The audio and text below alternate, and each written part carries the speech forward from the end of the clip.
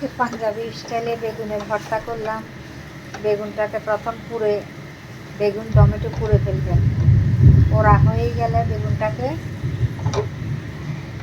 ছিলকাগুলো ছাড়িয়ে বেগুনটাকে ভালো করে স্ম্যাশ করে ফেলবেন। স্ম্যাশ করে বেগুনের ভিতরে যে আঁশগুলো আছে আঁশগুলো ফেলে দেবেন। একদম ক্রিমি ভাব এসে যাবে।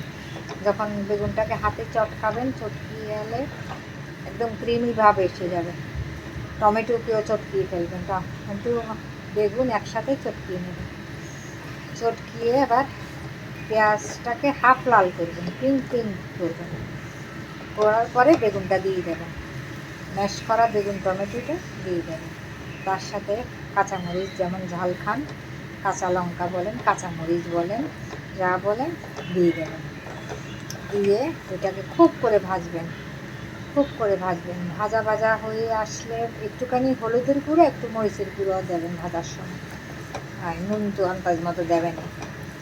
তারপরে ভাজা ভাজা হয়ে গেলে ওইটাকে, যখন ভাজা ভাজা হয়ে সাইডে সাইডে তেল তেল ছেড়ে দেবে, তেল তেল ছেড়ে দেবে, ভাজা ভাজা হয়ে আসবে, তখন ধনিয়া পাতা বেশি করে দেবেন। উপর থেকে আর একটু কাঁচামরিচ কুচি দেবেন। কাঁচামরিচ কুচি দিয়ে আবার একটু নাড়াচাড়া করে সাইডে যখন তেল তেল এসে যাবে নামিয়ে নেবেন।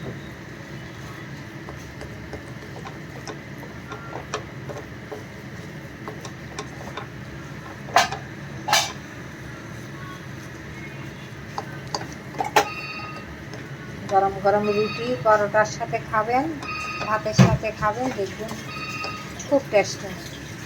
রুটি, পরোটা, ভাত সব কিছুর সাথে খুবই খেতে ভালো লাগে।